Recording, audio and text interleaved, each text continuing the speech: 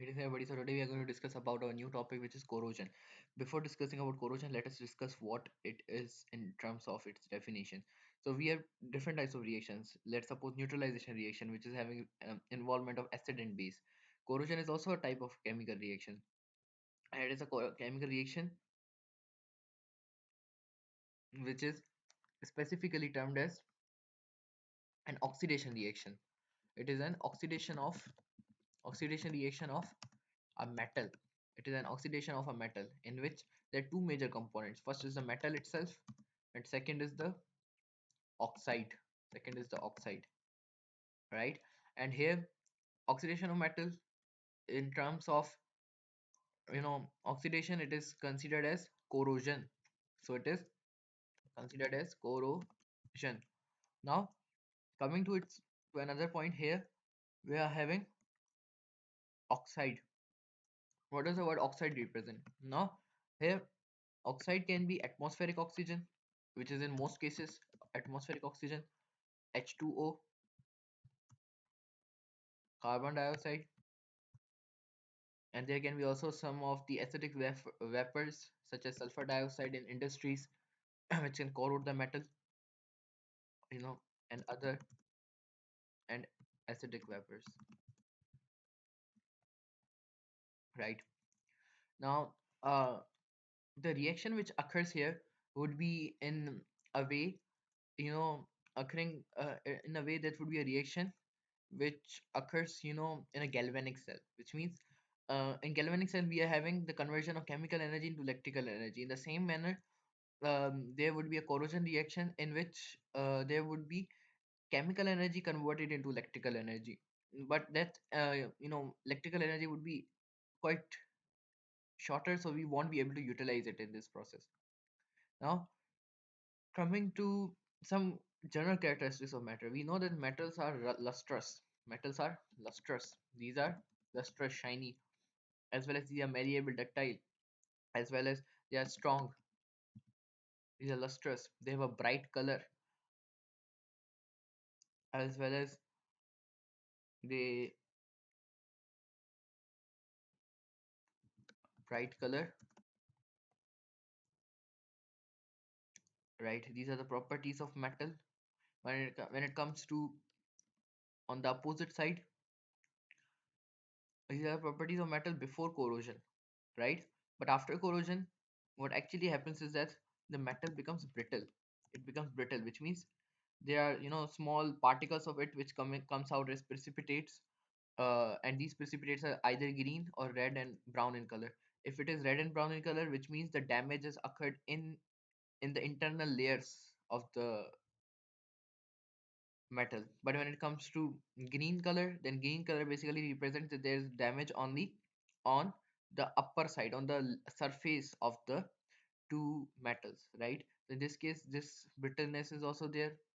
Dull color is there, dull color, brown, orange color, brown, and red color. After that, um, they become weak. They give off precipitates of brown red, precipitation of brown red oxides, right? So here, um, the reaction which occurs here is actually in such a manner that uh, if there is a water drop fallen on, let's suppose iron, we are taking iron here, let's suppose, and corrosion in iron is particularly known as rusting. All other metals are known as are having oxidation in them, which is known as corrosion, and oxidation of iron is particularly known as rusting. So we are discussing the rusting process here. So here,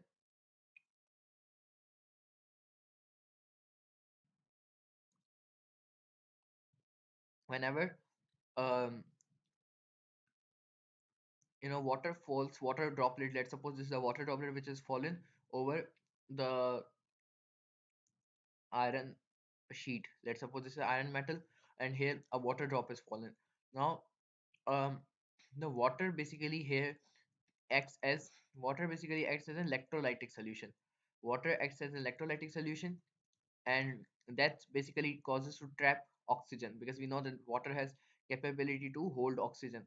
So as water has capability to hold oxygen, it tends to trap oxygen, and oxygen here would be occurring as a cathode, oxygen is a cathode, water here is occurring as an electrolytic solution, while the iron, which is going to be oxidized, would be considered as an anode, right? So these are the cathode, anode, and electrolytic solutions.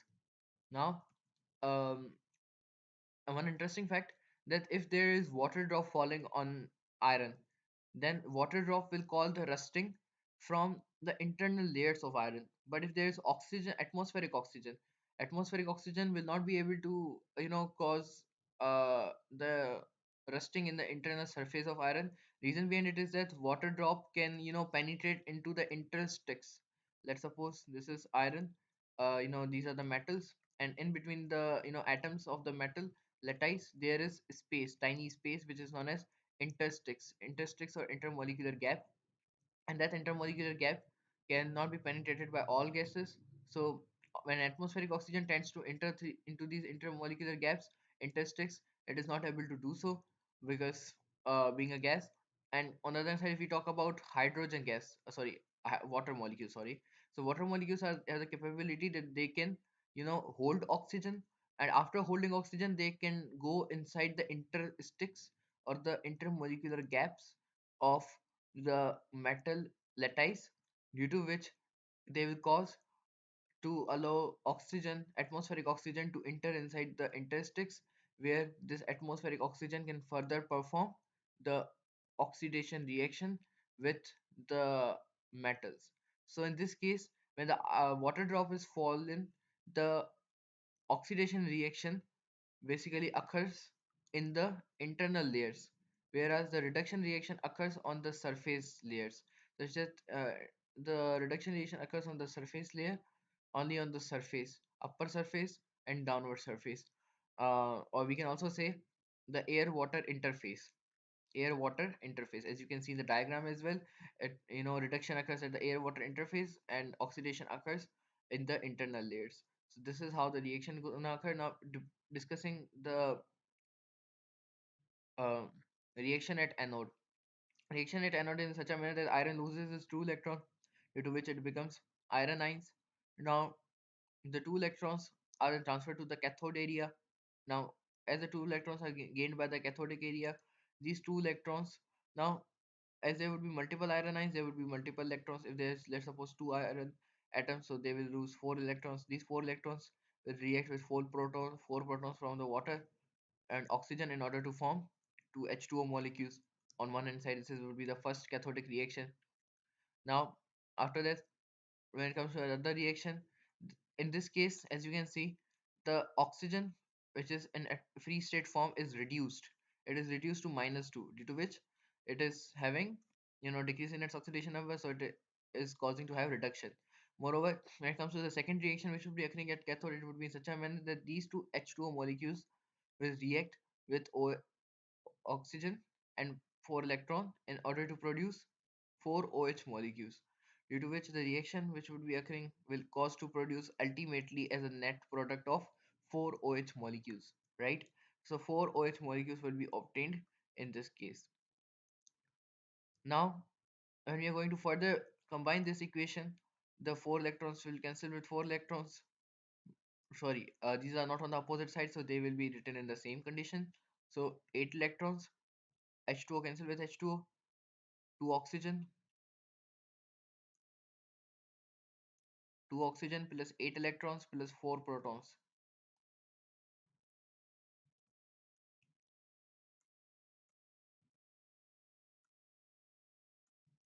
right? And that will cause to give us 4 OH. 4 OH. Now in this condition, if you are going to write both of the equations together,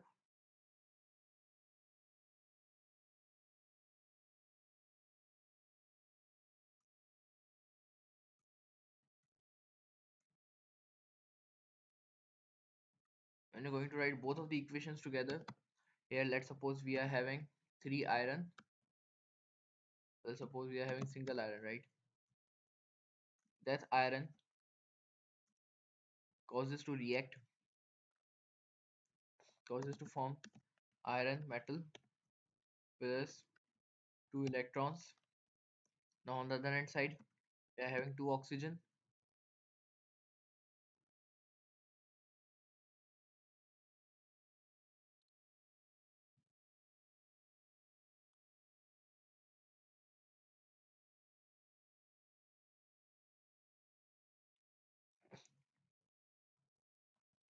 two oxygen plus electrons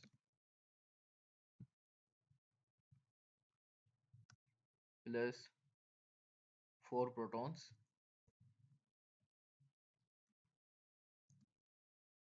four OH. All right. So this is how the reaction occurs. Now, in this case,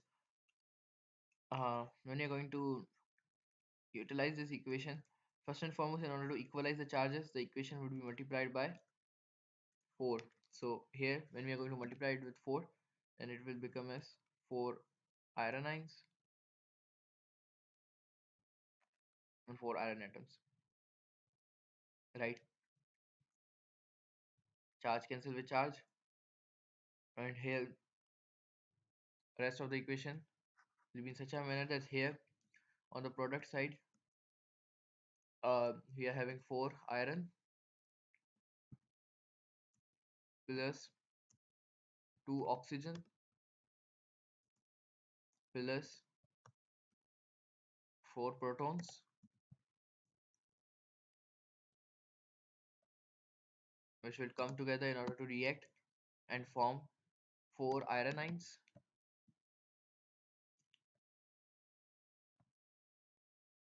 4 iron ions and 4 OH molecules. Now here, iron ions will have, when they'll gain the OH ions, they will tend to reduce, they'll tend to oxidize themselves in such a manner that the oxidation number of iron will increase from +2 to +3, due to which iron here, one iron ion will react with POH in order to form, it will form iron hydroxide, iron trihydroxide. So this would be the compound form. Now when trihydroxide will further react with other single hydrogen, it will cause to form, it will cause to give, it is again a complex reaction over here, that here when it will tend to react with, let's suppose we have one OH ion left, so that when it will tend to react with the other OH ion, so it will cause to form iron oxide, iron oxide Fe2O3, which is a brown red precipitate, as well as cause to produce H2O, because in this case one OH will lose its proton, and that proton will combine with the OH ion in order to form H2O, and rest of the molecules of oxygen will tend to combine with iron in order to form iron oxide. So this is the actual reaction which would be occurring over here. And rest, this is the reaction. Now when it comes to some methods of prevention of corrosion, there are several methods of prevention of corrosion, which includes, physical as well as chemical methods. Physical methods are those in which we, physically utilize some sort of technique. First includes lubrication. Whenever we are having lubricants, let's suppose we are having any sort of oil or any other lubricant over metals, they tend to prevent corrosion. Reason behind it is that lubricants have an alkaline pH. They have an alkaline pH, due to which they tend to maintain the pH of the solution, pH of the metal. It causes to corrode, let the metals react less corrode, corrode less rapidly in the solution, in the alkaline medium. So this is the first option. Second is painting. Painting is painting is the process in which we are going to paint, or cover the surface of a metal with, another, and with a paint or a color. Now reason behind it is that painting or coloring will cause, you know to block the surface of metal, and block its exposure to the atmospheric oxygen, such that whenever we are supposed to throw water on that metal, then at that point that metal would not be able to, you know, uh, be exposed to the metal. The metal will not be exposed to the water droplets, because paint would be there, which will tend to resist the water molecules, due to which that paint will tend to resist the water molecules, and it will not allow the water molecules to, react on the surface of the metal. Let's suppose iron, right? After that, when it comes to another methodology, we are having tin plating. Tin is also a metal, but um, tin basically it is utilized in this case because it is having higher reduction potential. Its oxidation potential is less, reduction potential is high, due to which we consider tin plating as a physical process.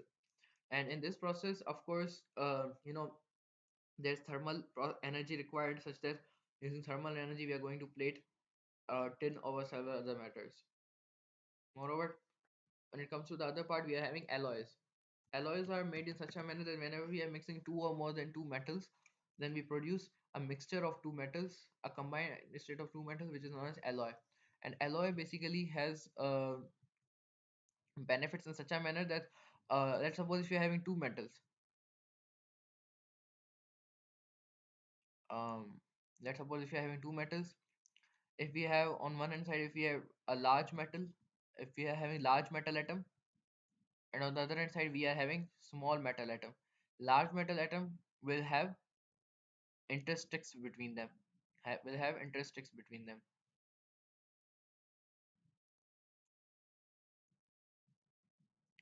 right? So large metal atom having intersticks, one, two, three, four.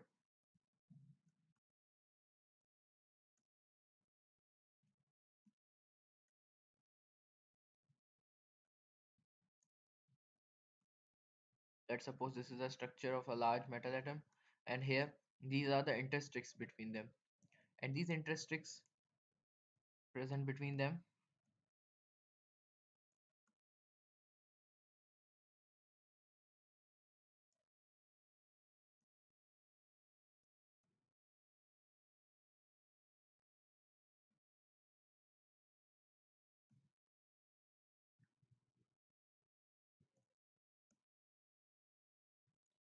these are large intersticks between them, right? So these intersticks have the capability that, any water molecule can fit inside them, catching oxygen within these intersticks, due to which the oxygen will cause to react with the metal lattice atoms, inside the metal lattice of with the metal atoms, right? So in order to avoid this, what we actually do is that we utilize two metals, one metal which is a heavy metal atom, larger size, heavy metal atom which is of, smaller size, because heavy metal atoms are having smaller size, and a light metal atom which is of larger size, such that the light metal atom which is of larger size, you know have reacts with heavy metal atom physically by thermal process, due to which when both of these combine together, both of these cause to, react in such a manner that the smaller metal atoms, which includes the heavy metal atoms, they tend to fill the intersticks, they tend to fill the intersticks of the light metal atom. Light metal atoms are bigger in size, so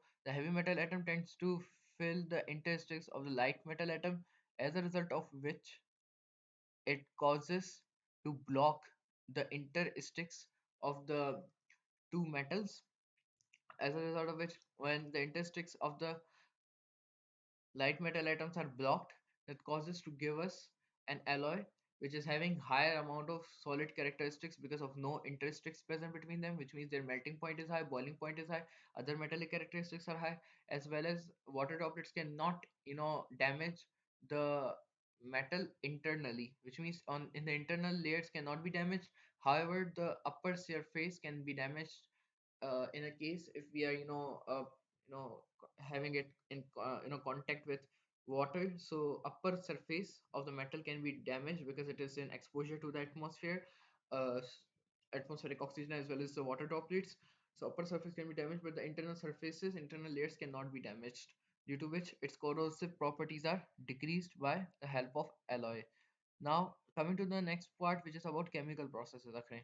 Chemical processes which involve in this case are of two types, majorly two types: electroplating, and second is galvanization.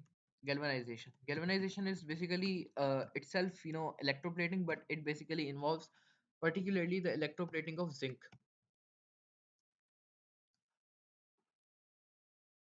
Now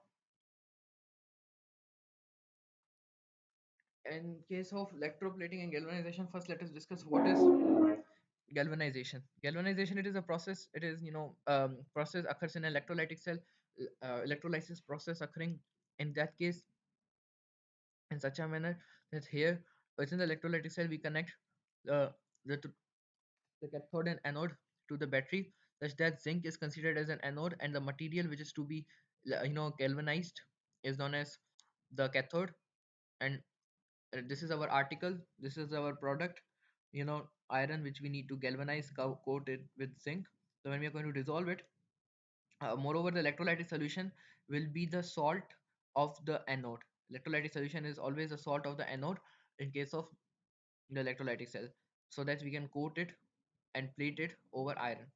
Now here anode basically now tends to lose its electron. On anode there will be oxidation, due to which anode will tend to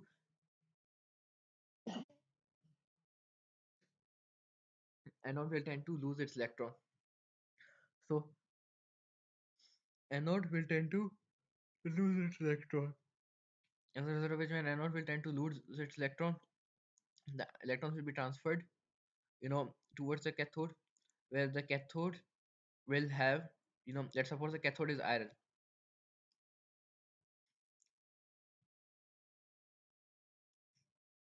Cathode is iron. So iron now reacting with the negative part. Iron now reacts with the negative part of the salt. Let's suppose it is zinc sulfate.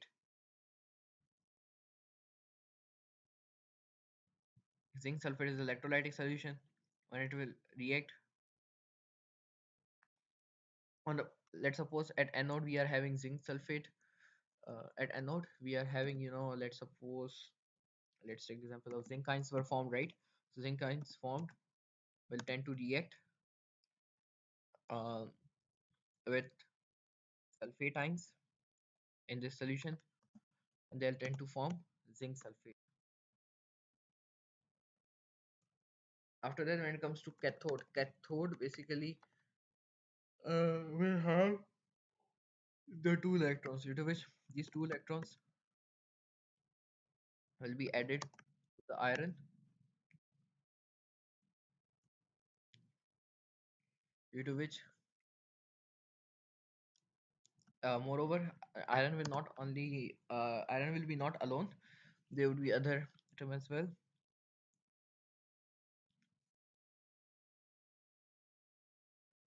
There will be reaction of zinc zinc sulfate will come and react over here, due to which it will cause to produce, you know now it will cause to produce iron sulfate on the upper layer, iron sulfate on the aqueous solution, as aqueous solution of iron sulfate will be produced within the electrolytic solution, and that would be the solution which would, wander around in the solution, in the electrolyte.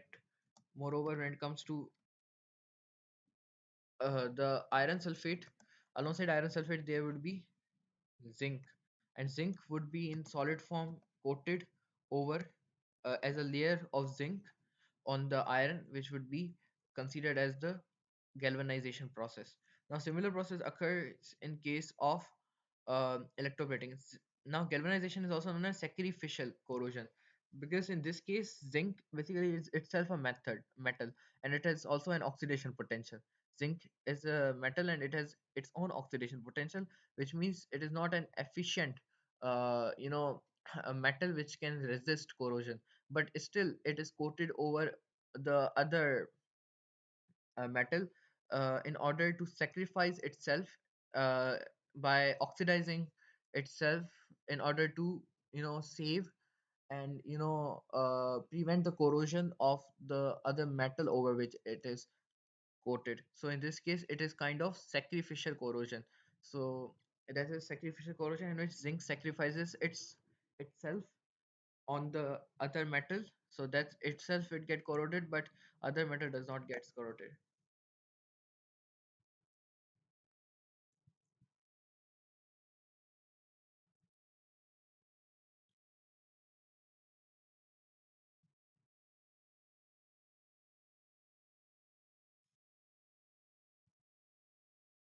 Anyway, after that, when it comes to the electroplating is a similar method. In electroplating we usually coat noble metals such as iron, noble metals such as such as we have in gold, silver, platinum, and other noble metals are coated.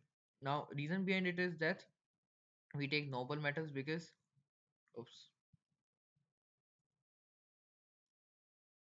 uh, in this case we take noble metals, and here reason behind it is that noble metals are having less of their less of their oxidation capability.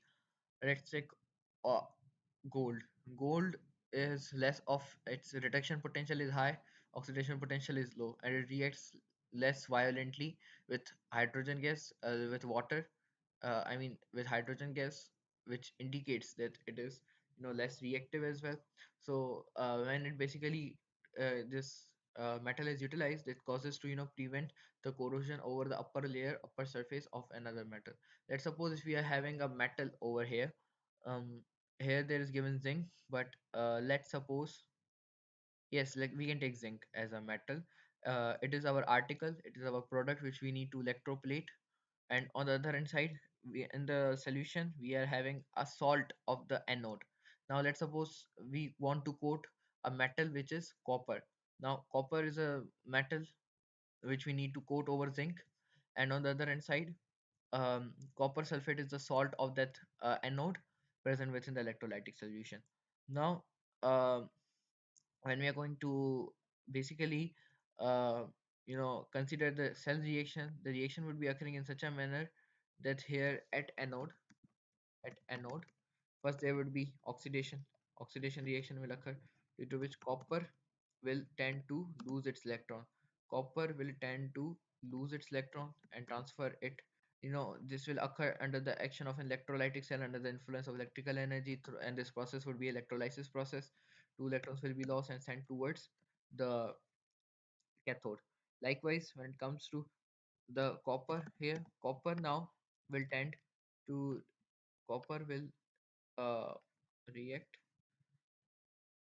copper will react with sulfate. Copper will react with the sulfate ion in order to produce copper sulfate, right? So here copper sulfate solution will be formed at the anode when we are going to combine the equation copper plus, now here copper cancel with copper, plus sulfate here, and this is how the copper sulfate will be produced with the erection of two electrons, sorry, reaction of two electrons. Now at anode, the reaction which would be occurring at the cathode would be in such a manner that two electrons will be gained by, here there will be two electrons, right? So these two electrons alongside the, let's suppose zinc is there, right? So zinc plus two electrons plus the copper sulfate which was formed at the anode, that will tend to react. Copper sulfate formed anode, that will tend to react, as a result of which it will cause to form zinc sulfate as a solution form, zinc sulfate in the aqueous form, that would be the electrolytic solution produced. Zinc sulfate would be the electrolytic solution produced. It will, zinc sulfate would be produced in aqueous form, which will be released within the electrolytic solution. Moreover, the rest of the material which would be left behind would be copper, and copper would be now accumulated as a layer of, there would be a layer of copper, entangled over the zinc upper surface, such that that copper will now be, in a sense, electroplated in solid form over the zinc, due to which copper in zinc form will be electroplated over the zinc. So copper will be electroplated on the zinc, and when we are going to combine these equations, Let's suppose this is the equation. This is first equation, right? This is the second equation. Now when you're going to sum up both these equations, we'll get our answer in such a manner that here we'll have,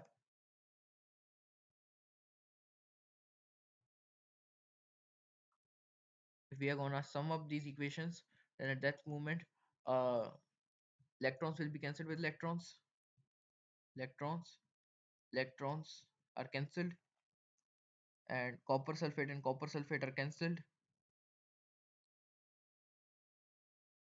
zinc, copper and sulfate, these are left behind. So when you're going to write that, that would be in such a manner: zinc plus copper plus sulfate plus, this would be the reaction: copper plus sulfate plus zinc on one hand side, and on the other hand side there will be zinc sulfate produced, zinc sulfate plus copper. This would be the actual reaction occurring, and this is how the electroplating process occurs. And one more thing, as I told, that corrosion is, a galvanic cell process, just like, energy is produced. So during the oxidation reaction, when anode, when oxidation reaction will occur, there will be production of an energy. That production of an energy would be around minus 0.44 volt. Minus, at anode there will be energy produced which would be minus 0.44 volt. And at that moment, when cathodic reaction will occur, the energy which would be produced, of course you are measuring it in reduction potential, so reduction potential of at anode would be minus 0.44, and at cathode it would be plus 1.23 volt. When we are going to combine both of these cell potential, then the cell potential obtained would be 1.65, 1.67 volt, or 1.6, yes, 1.67 volt.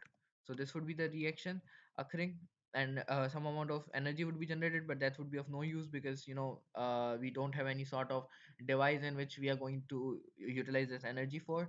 And yeah, that's all about this video. Hopefully we'll meet again in another video.